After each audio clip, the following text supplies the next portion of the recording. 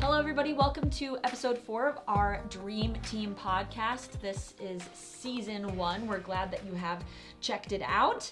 If this is your 4th consistent time listening to this podcast, thank you for joining us. Bonus points. Today we are going to be really just chatting about pursuing people, and we're excited about that. But before we jump in, Joel, you had some vacation time. Tell us We were about gone it. for spring break. We were in Florida visiting family. So we wanted Jess's side of the family. A lot of them live down there. So we wanted them to meet Manny. But we kind of bundled it. They live near the beach and all that different stuff. So probably the one highlight was going to the beach with the kids. Mm-hmm. They were they're at that age where that is just exciting and fun, and the mess is fun. Mm-hmm. We found a shark tooth. I shared that a few Sundays ago, and Ava rolled in the sand, and getting it off of her was just crazy, but she didn't care. She was like, this is the best thing ever. Mm-hmm. Manny enjoyed it. So that was outside of seeing family meeting Manny, everybody kind of family reunion style, being together, probably the beach. But you also had time away. Yes. A little weekend getaway. Where'd you guys go? Yeah, what was the highlight? Columbus Nice. with the Kaisers. So Taylor Bryan, if you're listening to this, hello. But we went to Columbus, went to Kosai. We went and ate a lot of good food. We stayed in an Airbnb, a house in a rather sketchy area, but it was Good. fine. It was Yep. fine. They had a security system, Oh, so it nice. was fine. It was fine. Beep, beep, Did our kids cooperate with us? No. Did they nap really at all? No. Did they sleep? Not really. Yeah. So, It's half you the know, fun of vacation. is it relaxing? Not, absolutely not. But when Uh-uh. you're doing it with friends, when you're doing it with other people who've got kids same age, feels a little bit more manageable, or at least you get to look at each other and silently plead for help with your eyes, and you're bonding emotionally with someone else. That is accurate. You get each other. You're like, we're doing this. We wanted to get away for it to be fun, relaxing goodness. Yep. And it is fun. And it is good. It's not relaxing. But you joke about needing a vacation after the vacation. You almost feel like you're more relaxed once you get home. Oh, yeah. Because you're in your own environment. The kids aren't trying to catapult themselves down the stairs and all that stuff. Oh, yeah. Chaos. It's just chaos. Absolute But it's good. chaos. I'm glad you got away. It's good to get away at this stage.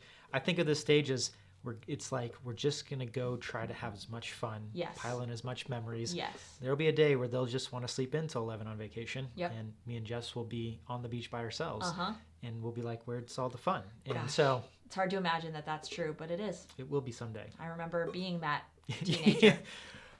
You're like, I am a zombie. I don't know what happened. So it is good nonetheless. Jeez. All right. Well, we are talking today about pursuing people, one of those elements of our Dream Team Creed, which is pursuing Jesus, pursuing excellence, and pursuing people. And today, again, is pursuing people. This is one of the ways that at Grace Church we love to make Jesus make sense in. There are, a bunch of foundational truths that we believe at Grace Church. We have a bunch of values, but this one, pursuing people, really highlights pursuing and practicing hospitality. That may be a word that you've heard us use before. Intersecting the gospel and what we know to be true about Jesus and how he loves us with hospitality. And one of the other values is that we are better together, which is just true in so many ways. And in pursuing people, we want those two truths to always be foundational. We always want those to be the core, that we will practice hospitality and remind ourselves that we are better as a unit. Yeah, and today we just want to chat about kind of the overarching idea of what pursuing people means. And we've talked about this in previous episodes, the kind of motivation of we get to do that, right? I think one of the really basic starting points is we pursue people because Jesus first pursued us. So why do we pursue people? It's because Jesus pursued us when we were at our worst, when we were far away, when we were far off, and he brought us in. And so the idea of pursuing people is really at the heart of the gospel. It's at the heart of what Jesus has done for us, and we want to play that out in such a way that points people to Jesus. So that is probably the most foundational understanding of this. So why do we get to? Because Jesus got to, and he pursued us, and we want to do that. So let me encourage to start here your serving of others, you're going up and meeting others, you're intentional looking for others in your personal life, but also in practicing this out in Dream Team life. is very much displaying the gospel to a world around us.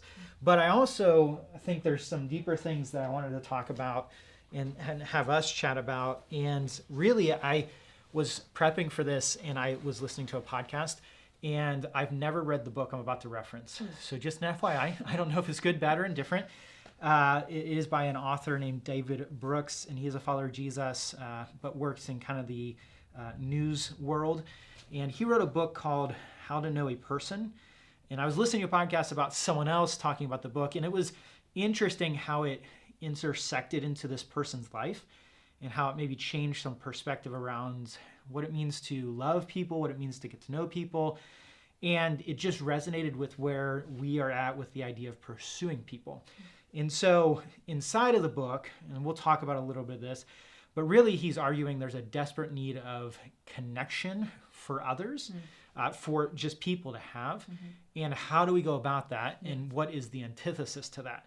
So we live in a lonely world. We live in a world that deeply needs connection. How do we do that well? And what does that kind of look like inside of our life? And where do we go there? And I think one of the first starting points, this wasn't necessarily mentioned in the book or in the podcast, but one of the first starting points when it comes to why we would get to know people, pursue people, desire connection, go up and meet people for the first time, is really understanding that everyone is made in the image of God. And so that's a foundational truth also, that when anybody walks through the doors, we just assume that we are going to meet them there. They're made in the image of God. They have value, they have worth, they have inherent kind of meaning to their life because they're on this earth. And so we want to meet them at that place. So why would I pursue a connection? Well, it starts there. But then inside of the book, he goes into an interesting conversation about how do we actually get to know people, do that well, and do it in what I would say is a loving way. And he kind of takes two things and contrasts them. He uses this word diminishers and illuminators, okay? And basically what he would say is this, is that a diminisher actually doesn't successfully connect with people. Diminishing or diminisher would be a very selfish lens of how I connect with people. So I need something from them. I'm getting something from them. I want to prove something to them, all of those things. Whereas an illuminator would be someone who seeks to love someone and to build them up, to kind of illuminate the really positive things inside of them, to illuminate the world to them, to kind of bring them into a circle to connect. And really when he was talking about this, and we'll get into the weeds of it, I just continually thought of Jesus, right? When we read scripture, the entire gospel stories are Jesus just illuminating people. He sees his disciples, invites them in. He sees families like Mary and Martha, Lazarus. He sees people who need healing, the blind, and he calls them out in a good, positive way, but he invites them in. He speaks to them. He sees them. And in a culture that had a lot of different shame and honor dynamics, he goes to people who would naturally be shamed and invites them into relationship. And so some of the things that I think were interesting that he pointed out. So a diminisher, let's just overarchingly say that a diminisher is someone who is connecting with others in a selfish motive. There's probably a lot of ways we could take that and stuff, but for sake of time, that's what he would mean. And so he would say, if you're doing it for your own self-worth, self-glory, self-fame, you're actually a diminisher in connecting, and you're not producing real and loving connection. But an illuminator, and he uses this idea of an illuminator's gaze or an illuminator kind of interaction. He says there's a couple different things. There's tenderness involved, affection, generosity, receptivity, curiosity. In all of those words, what they are inherently doing is they're loving someone for nothing other than the fact that we've first been loved. And so I think the question that kind of produces out of this is, in my life, am I a diminisher and illuminator? And how do I become more like an illuminator, which would be Jesus, right? How do I acknowledge someone's worth and someone's inherent value, how do I connect with them emotionally? How do I ask good questions and listen well? How do I open my ears to diverse perspectives without feeling threatened or pushing back? Yeah. How do I invite people to tell me their story without leaning into stereotyping them and things of that nature, right? And I think to myself, man, if done well, that may be the greatest evangelistic strategy of our day. Because I think the antithesis of that, stereotyping and lacking value and worth, lacking even seeing someone or approaching someone, is distancing in what the world tends to set us up to do. We segment, we hate, all those things. But to see someone and acknowledge someone, to give someone attention, to ask questions, man, that can change someone's perspective about Jesus and ultimately create a connection there. And so I think the first question is, am I a diminisher? Am I an illuminator? I know I've seen at least really good examples in my life. Is there any good examples you have of illuminators in your life that that saw you, that interacted with you, that maybe called you into a community or connection moments for sure throughout your life? I think that in some ways it's happening now. I have felt, I think for a long time in my life, like I had to really muscle relationships a lot of the time, that I just kind of flip-flopped between like friend groups and all that kind of stuff. I felt like a floater in a lot of ways. But I think that someone actually at our campus right now is doing that for me. I think that a huge illuminator is Hannah Hicken. I think she's really, really good at that. And she loves people really well. She brings people in. She is willing to listen, to be tender, to respond with kindness and compassion, but also with gentleness and like truth, which has happened before in my life. I don't want to say it hasn't, but it's just happening in a new way. And not only is she on our team, but she's one of my friends, which is just a beautiful thing. Cool. And to be able to see that play out like on a Sunday morning and in my life is so cool. And I think with her specifically, like she, I was thinking about this as you were talking, she is not only an illuminator like in practice, in person, but also like in her personal life. Which I think is really beautiful and something that even I can struggle with sometimes. I feel like on the outside I can be trying to bring people in and communicate, but on the inside I'm stereotyping, or on the inside I'm having negative thoughts, or on the inside I'm doing the opposite of what I'm supposed to be, called to do as an illuminator. So I'm just grateful that I have a great example in her of that, and then also of course in Jesus of that, and how many times he's done that in scripture. But it's a beautiful thing to be like an innate illuminator. And which is really cool, and to be able to see that personally, and then to reciprocate that. I think you hit something really, really powerful and challenging. Is sometimes I can externally look like an illuminator, but internally be a diminisher in the way that I think about interacting, right? And one of the lines he has is, true attention is an act of love. So to have real, true, meaningful attention towards someone, to really get to know who they are without any sort of selfish gain, promotion coming from that to you, is an act of love towards the person. And so I'm okay leaving here without really gaining or climbing any sort of ladder, right? And so I think to myself, the question then becomes, like, how is this playing out in your life?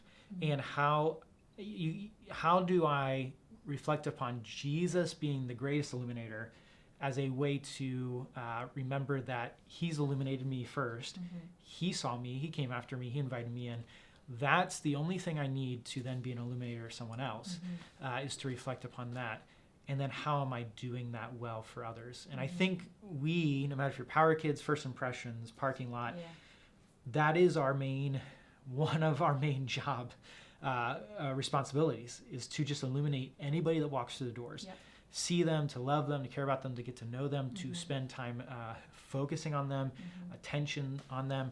That's why I think putting phones down, being there early, being able to get our eyes up and see people that we don't know, being willing to have the awkward conversation of like, is this your first time here, and being able to create deep connection and grow simultaneously is really important. And so how does this play out for you on the team? But I also think you pointed out in your story there, how's this playing out in your personal life, right? And I think that there is a dynamic of it's easy sometimes to do it when you're on, and it's easy to not do it when you're at home or you're off. But man, I think Jesus gives us the opportunity to lay down our life in such a way for our family, for our neighbors, for those who don't know Jesus yet, for our coworkers, to illuminate them inside of it. Now, an interesting thing, and then we'll end, that he noted inside of this, it's hard to do all this. And primarily it's hard because it takes time and energy, and there's often days that I just don't want to connect with people. I'm just like, I'm done, I don't want to do it. And the question he asked is this: am I willing to be interrupted inside of life for the sake of this happening well and this transcending love to another? And so my encouragement would be is this: yes, answer the question, how's it play out on my team? Am I doing that well? How's it play out in my personal life? Am I doing that well? The question that I think we have to end with is, am I willing to be interrupted for the sake of illuminating people and not diminishing people and illuminating myself in the process?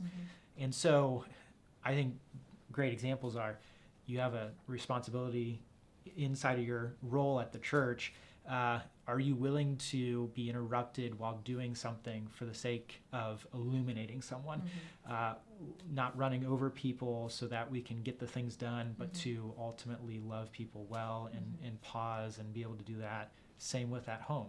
And so I think that's the question that ultimately we got to wrestle with, not simply just how does this play out on my team?